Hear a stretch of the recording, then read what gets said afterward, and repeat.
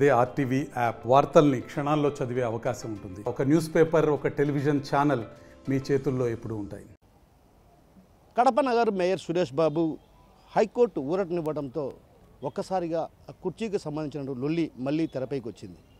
ఏదైతే గతంలో సర్వసభ్య సమావేశానికి ఎమ్మెల్యే హాజరైన నేపథ్యంలో ఆమెకు కుర్చీ లేకుండా చేయడంతో ఆమె ఒక రకంగా దీన్ని సీరియస్గా తీసుకొని ఆయనకే కుర్చీ లేకుండా చేయాలి, ఏదైతే పుష్ప 2 సినిమాలో లాగా చేయాలని ప్రయత్నం చేసింది. అయితే ఆ ప్రయత్నంలోనే ఆమె సక్సెస్ అయింది. అయితే ఆ తర్వాత న్యాయస్థానం ఆయనకు ఊరటనివ్వడంతో ఒక్కసారిగా కూడా కుర్చీ లొల్లి మళ్ళీ తెరపైకి వచ్చింది. ఏదైతే సర్వసభ్య సమావేశం హాల్లో కుర్చీ వేసి ఆ తాళం లేకుండా చేశారన్నటువంటి ఆరోపణలు బలంగా వినిపిస్తున్నాయి. ఇందుకు ప్రధాన కారణం అక్కడ నిన్న జరిగినటువంటి తంతు. ఏదైతే కార్పొరేటర్లంతా కలిసి ఆ కమిషనర్ను కలవటం జరిగింది. ఏదైతే మరికొద్ది రోజుల్లో సర్వసభ్య సమావేశం నిర్వహించబోతున్నాం, ఆ క్రమంలో అక్కడ ఉన్నటువంటి ఆ సర్వసభ్య సమావేశంలో ఏ వసతులు ఉన్నాయి వాటిని చూడాలంటూ కూడా లేఖ ఇచ్చారు. అయితే ఆ లేఖకు స్పందించినటువంటి కమిషనర్ 2 రోజుల తర్వాత తెరుస్తాను, వారి వద్ద ఉంది, వీరి వద్ద ఉందంటూ కూడా తాళాల చెవిలు వేరే చోటు ఉన్నాయంటూ కూడా చెప్పడం జరిగింది. అయితే ఈ విషయాన్ని అటు ఏదైతే కార్పొరేటర్లు నేరుగా మేయర్ దృష్టికి తీసుకెళ్లారు, మేయర్ కూడా లిఖితపూర్వకంగా ఆ సర్వసభ్య సమావేశం హాలుకు సంబంధించినటువంటి తాళాలు ఎక్కడున్నాయంటూ కూడా ఆరా తీశారు. ఓ రకంగా ఆయనే స్వయంగా కమిషనరే అక్కడికి వచ్చి ఆయనతో చర్చలు జరిపారు. అయితే చర్చలు జరిగిన నేపథ్యంలో 2 రోజుల తర్వాత తీస్తాను, ఏదైతే సర్వసభ్య సమావేశానికి వసతులు ఎలాంటి అసౌకర్యానికి గురికుండా కాకుండా అన్ని ఏర్పాట్లు చేస్తానని కూడా హామీ ఇచ్చారు. అయితే తొలుత మేము సర్వసభ్య సమావేశం ఎలా ఉంది ఏంటన్నటువంటి విషయం చూసేందుకు కూడా రావాలి, చూడాలన్నటువంటి పట్టుబట్టడంతో తీస్తానని చెప్పి ఆ తర్వాత ఈ అంశం కలెక్టర్ దృష్టిలో ఉంది కాబట్టి కలెక్టర్కి తెలియజేసి ఆ తర్వాత తాళాలు ఇస్తానంటూ కూడా చెప్పడం జరిగింది. అయితే దీంతో ఒక్కసారిగా వివాదం దారితీసిన పరిస్థితి కనిపిస్తుంది.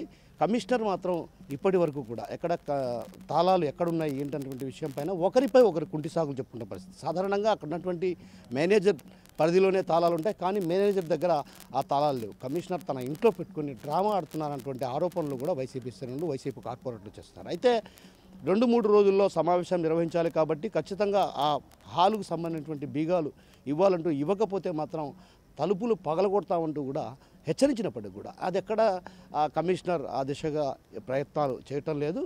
ఈ క్రమంలో మరోసారి ఏదైతే సర్వసభ్య సమావేశం జరిగితే మాత్రం ఖచ్చితంగా గొడవలు జరిగే అవకాశాలు లేకపోలేదు. మనం చూసాం గతంలో 3 సమావేశాలు కూడా ప్రజా సమస్యలు ఎక్కడ పట్టించుకున్నటువంటి పాపాన పోలేదు, తరచుగా వాయిదాలు పడుతున్న పరిస్థితి. ఏదైతే కుర్చీ వివాదం కారణంగానే ఇదంతా జరుగుతుంది. అయితే ఈ నేపథ్యంలో ప్రజా సమస్యలను పరిష్కరించే దిశగా, అదేవిధంగా ఏదైతే కార్పొరేషన్కు సంబంధించి పనుల వ్యవహారం కావచ్చు, కాలువ విషయాలు కావచ్చు, ఇతరత్ర రోడ్ల అంశాలకు, అంటే ప్రధానంగా కడప నగరంలో ఉన్నటువంటి కార్పొరేషన్ ఏర్పడ్డాక కొన్ని గ్రామాలు విలీనమయ్యాయి. ఆ గ్రామాలు ఇప్పటికి కూడా మౌలిక వసతులు లేని కారణంగా తీవ్రమైనటువంటి ఇబ్బందులు పడుతున్న పరిస్థితి. మరోవైపు ప్రధానంగా ఏదైతే మురికి వాడల్లో కూడా నివసిస్తున్నటువంటి నేపథ్యం. ఈ నేపథ్యంలో ఆ అంశాలను చర్చించేందుకు కూడా వీలు లేకుండా పోయింది. కేవలం కుర్చీ వివాదం కారణంగానే వాయిదా పడుతున్నటువంటి నేపథ్యం. ఆ నేపథ్యంలో మరోమారి ఈ కుర్చీ లొల్లి ఖచ్చితంగా తారాస్థాయికి చేరుకునే అవకాశాలు లేకపోలేదు. ఎందుకంటే కుర్చీ ఎత్తివేయడంతో కూడా ఆమె ఎమ్మెల్యే, కడప ఎమ్మెల్యే మాధవిరెడ్డి ఆయన కుర్చీ లేకుండా చేసే ప్రయత్నం చేసి ఆ తర్వాత కొంత ఫలించినప్పటికీ కూడా ఆ తర్వాత న్యాయస్థానం అడ్డుకట్ట వేయడంతో కొంచెం తన పంత నెగ్గించుకోవాలన్నటువంటి భావనలో ఉన్న నేపథ్యంలో కాబట్టి కుర్చీ అక్కడ వేశారు.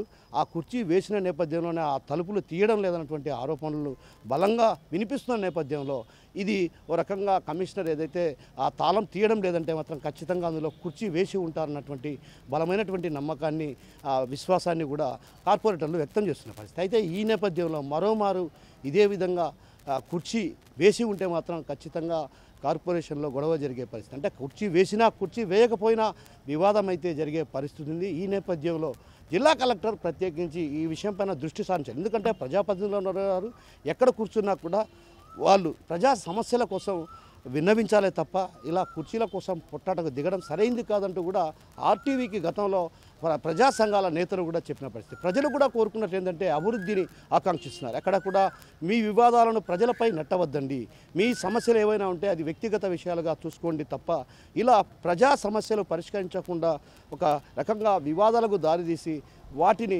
పరిష్కరించే దిశగా అడుగులు వేయకుండా కాలం వాయిదా వేయడం సరైన పద్ధతి కాదు. ఇప్పటికైనా అంటే రాబోయే రోజుల్లో వర్షాకాలంలో నీరు పడితే మాత్రం ఖచ్చితంగా ఇబ్బందికరమైన పరిస్థితులు తలెత్తే అవకాశాలు ఉన్నాయి. ఇప్పటికే కడప నగరంలో వరదలు కురిస్తే మాత్రం కడప నగరంలో ఒక పెద్ద ఎత్తున ఏదైతే కొన్ని ప్రాంతాలు జలమయమయ్యే పరిస్థితి ఉన్నటువంటి నేపథ్యం.